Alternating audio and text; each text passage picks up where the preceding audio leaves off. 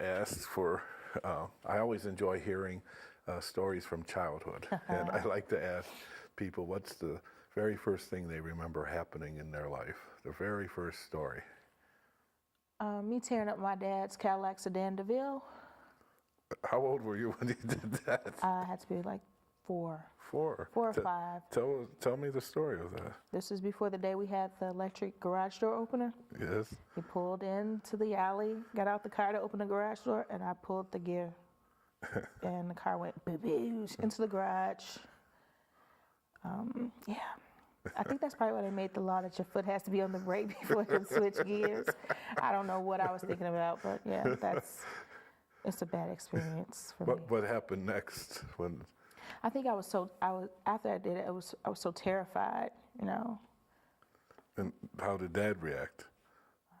I can't say. I don't know. I don't remember that. I don't think he came upstairs. I really don't think he came in the house. I don't remember. I remember my mother saying, like, checking me out, making sure I was okay. Mm-hmm. You know, okay, let me see. And when I was fine, what were you thinking? Why would you do that? You know better. You know, hollering and all that stuff. And give me another story. I like 3. Early childhood, or mm-hmm. Yes. What's the next one you remember?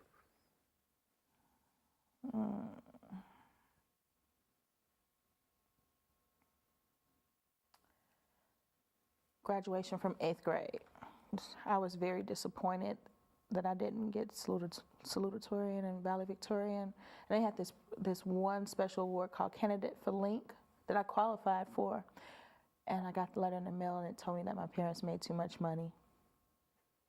And I said, this is discrimination. I had set up this whole thing. It was a big thing for me. And this was like a scholarship program to help parents with low income status afford Catholic high school education for their children. You were angry when that... I was very upset. Yeah. I almost didn't make it to graduation. I was going to protest. And one other story. I have a very simple life. Give me some idea of something. When you were in grade school, 1st grade, 2nd grade, 3rd grade, you have any story?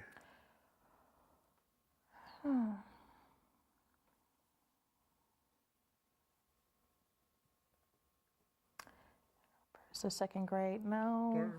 Somewhere between tearing up the Cadillac and the 8th grade graduation.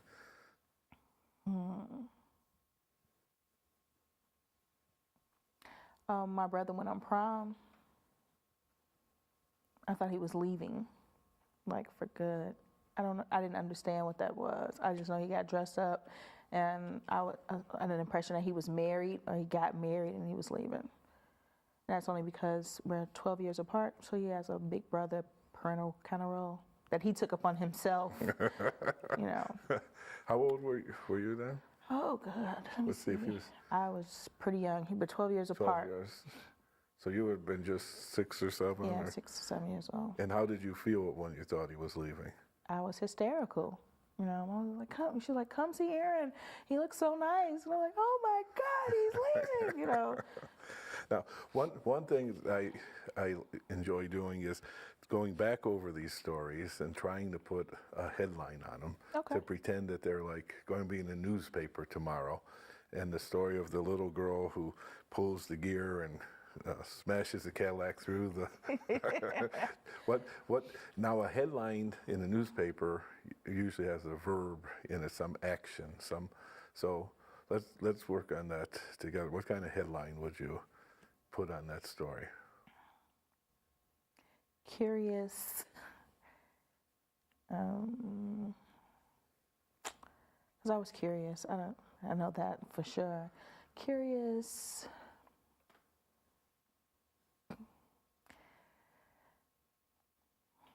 See, since this is me, I don't want to make it so horrible. You know? It's a cute story. Nobody got hurt, and they didn't throw you out of the house, and you don't even remember Dad's reaction. I really don't think he came in the house. Mom was just worried about you, not the machine. But so, curious girl.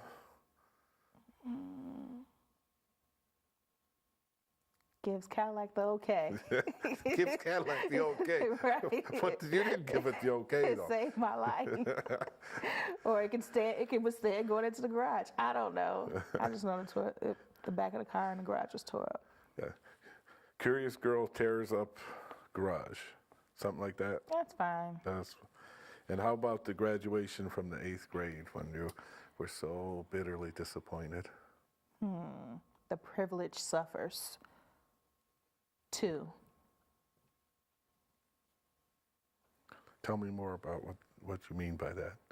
I guess because since my parents were both in the home and they're professional, some people have in their mindset that if you're privileged or you're better off or upper middle class, that you don't suffer anything, you know, and that's not true. Okay.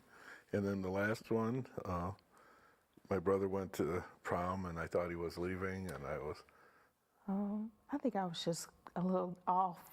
A little what? A little off. I don't know what was wrong with me. Big brother. Let me see. Big brother is not gone. Something like that.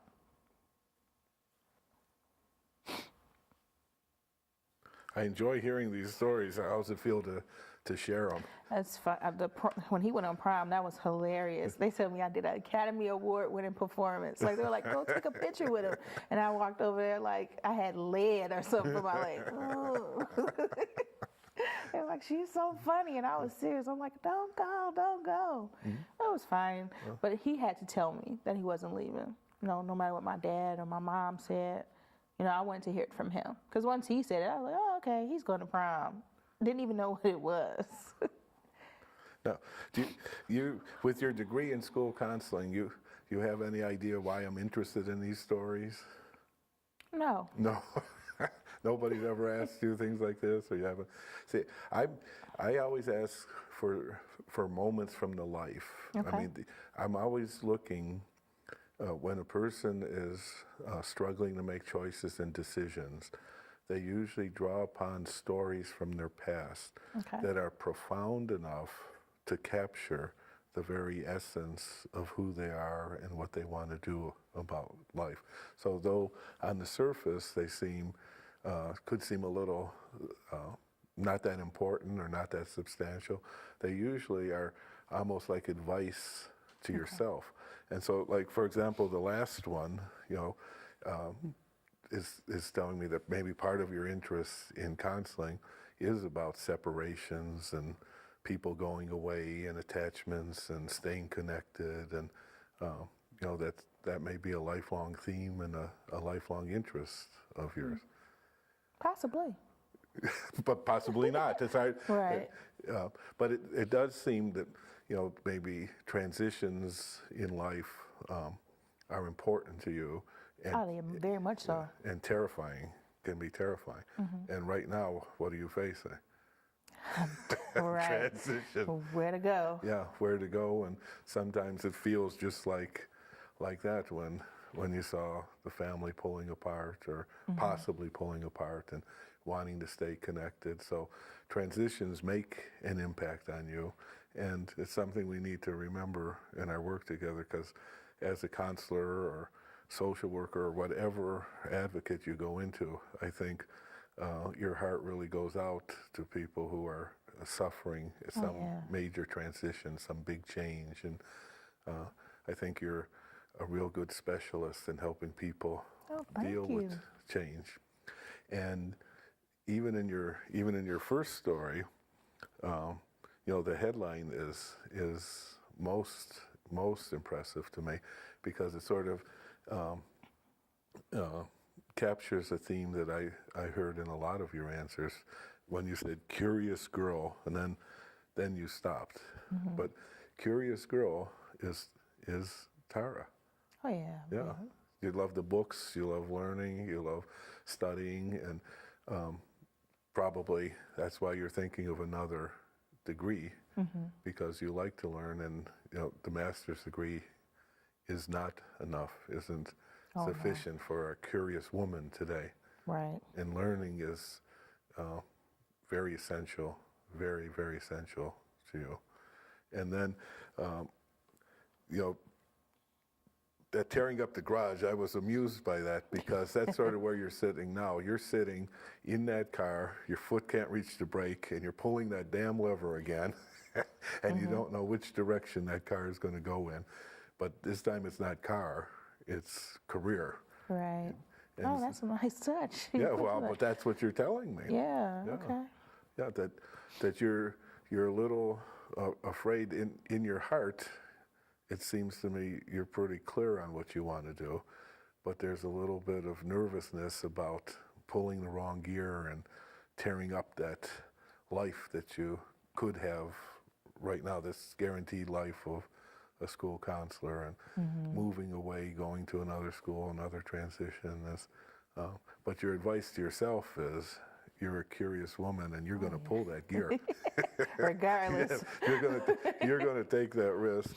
And then the other story, the middle one, I mean, just speaks so eloquently of what your mission in life is. I mean, you already told me that you have been working as an advocate, but that's not a job, that's a life for you. Yeah. It's burned into your soul that some people are insensitive, unaware, even cruel. It's not fair, it's not right, and nothing can be done about it in many people's views, Right. but not in your view. Exactly. Exactly. And you're not going along with that program. No. You almost didn't go and graduate. So that's, whatever degree you get, you are a voice, a fighter, an advocate for discrimination, for unfairness, for not understanding both sides of every issue. I see you smiling. What are you thinking as I say that? Like, you know me already, and I just met you. But these are you. These are you. This is what's important in a career. We need to do what we've been rehearsing our whole life, and that's why I wanted to know what you were rehearsing when you were a little girl, when you were already trying to stretch your wings. And so on your tombstone is going to go, she was an advocate, or she fought for this. I don't know what the exact words are, but that's all you can be. Yeah.